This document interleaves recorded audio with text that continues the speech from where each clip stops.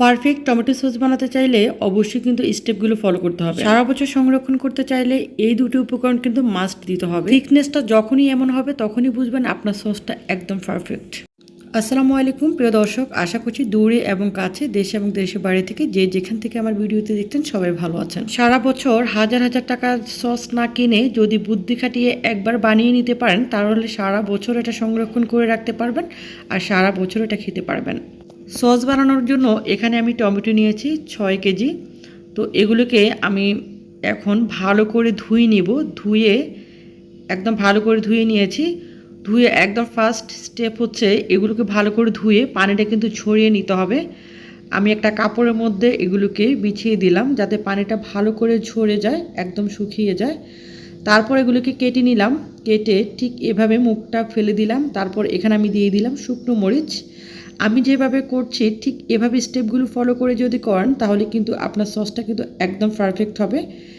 এখন এটাকে আমি জাল দিতে দিতে দেখুন অনেকটা পরিমাণে পানি বের হয়ে গিয়েছে। পানিটা বের হয়ে গেলে যখন এটা একদম নরম হয়ে যাবে, একদম সফট হয়ে যাবে, তখন এটাকে নামিয়ে নিতে হবে।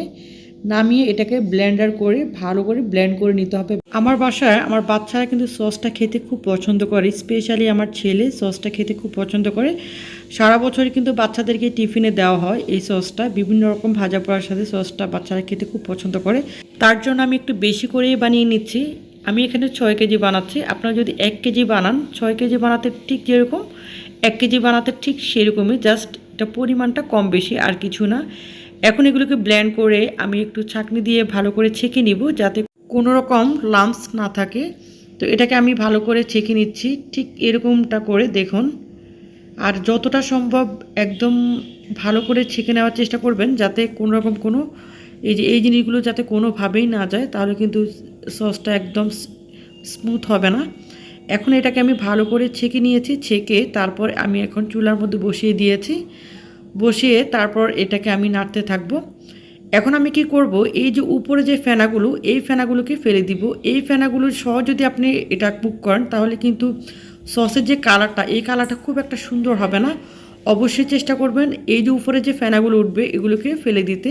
আর এটাকে অনবরত নাড়ার মধ্যে রাখতে হবে। এখন আমি দিয়ে দিয়েছি স্বাদ মতো লবণ। এটাকে এই জন্যই নাড়তে হবে যেন নিচে না লেগে যায়। নিচে যদি লেগে যায় তাহলে এই সসটার টেস্ট কিন্তু একদমই থাকবে না। এখন দিয়ে দিব লাল মরিচ, রেড চিলি পাউডার দিতে হবে। এটা কারণ টক মিষ্টি ঝাল হলেই সসটা বেশি ভালো লাগে। আর চুলাটাকে কিন্তু কোনোভাবেই হাই হিটে রাখা যাবে না, মিডিয়ামে রেখে এটাকে কুক করতে হবে। আর এই সসের কালারটা যদি একদম বাজারের মতো করতে চান, মানে একদমই সুন্দর করতে চান, তাহলে কিন্তু অবশ্যই সসে যে যখন কুক করার সময় ফার্স্টে ফেনাটা উঠে তখন কিন্তু অবশ্যই ফেনাটা ফেলে দিতে হবে। এখন একটা বাটি নিয়েছি, বাটির মধ্যে দিয়ে দিব ভিনেগার। আপনি এই সসটাকে যদি সারা বছর সংরক্ষণ করতে চান তাহলে কিন্তু মাস্ট এই ভিনেগারটা দিতে হবে। তারপরে এখানে দিয়ে দিয়েছি কর্নফ্লাওয়ার দিয়েছি প্রায় 4 টেবিল স্পুনের মতো দিয়েছি। ভিনেগারটা হচ্ছে আপনার সসটাকে একদম সুন্দর রাখবে, ভালো রাখবে। আর এখানে যে কর্নফ্লাওয়ারটা দিয়েছি, এই কর্নফ্লাওয়ারটা হচ্ছে সসটাকে আপনার থিকনেসটা সুন্দর রাখবে, মানে একদম পারফেক্ট থিকনেসটা রাখার জন্য এখানে আমি কর্নফ্লাওয়ারটা দিয়েছি। এখন এটাকে ভালো করে মিক্সড করে নিতে হবে। আর কর্নফ্লাওয়ারটা কিন্তু সরাসরি আপনি কুক করার সময় দিয়ে দিবেন না, এরকম ঠান্ডা পানির মধ্যে ভালো করে গলিয়ে তারপরে দিবেন। আর একদম সরাসরি যদি দেন তাহলে কিন্তু এগুলো দলা পেকে যায়। এখন এটাকে দিয়ে আবার এটাকে ভালো করে মিক্সড করে নিতে হবে। এটা কিন্তু রান্না অনবরত চলতে থাকবে আর উপকরণগুলো আস্তে আস্তে দিতে থাকবো। এখন এটাকে আবার একটু ভালো করে কুক করে নিব। তারপর আমি এখানে দিয়ে দিয়েছি চিনি। চিনির পরিমাণটা হচ্ছে সসটাকে কতটুকু বানাবেন বা মিষ্টিটা আপনি কতটুকু খাবেন সেই অনুযায়ী অ্যাড করবেন। চিনিটাকে দিয়ে এটাকে ভালো করে নেড়ে নিতে হবে যাতে চিনিটা ভালো করে মিক্সড হয়ে যায়।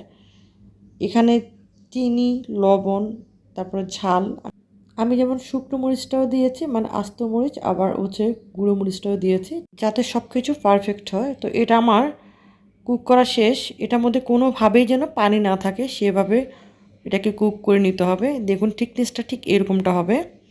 যখনই এমন হবে তখনই মনে করবেন যে আপনার সসটা একদম পারফেক্ট হয়ে গিয়েছে।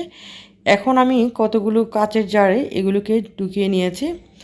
দেখুন অনেকগুলো আরও আছে কিন্তু এগুলোতে ঢুকিয়ে নিলাম। এটা কাচের জারে যদি ঢুকিয়ে নেওয়া হয় তাহলে কিন্তু এগুলো একদম পারফেক্ট থাকে, একদম সারা বছর কিচ্ছু হবে না, একদমই ফ্রেশ থাকবে। সুন্দর থাকবে। আমি আবারও বলছি, সসটা যখন কুক করবেন তখন চেষ্টা করবেন কোনো রকম কোনোভাবেই যেন কোনো পানি না থাকে। পানি থাকলে কিন্তু সসটা নষ্ট হয়ে যাবে খুব দ্রুত। আজকে এই সসের রেসিপিটি যদি ভালো লাগে লাইক কমেন্ট শেয়ার করতে ভুলবেন না। আর যদি নতুন হয়ে থাকেন চ্যানেলটিকে সাবস্ক্রাইব করে পাশে থাকুন। আসসালামু আলাইকুম।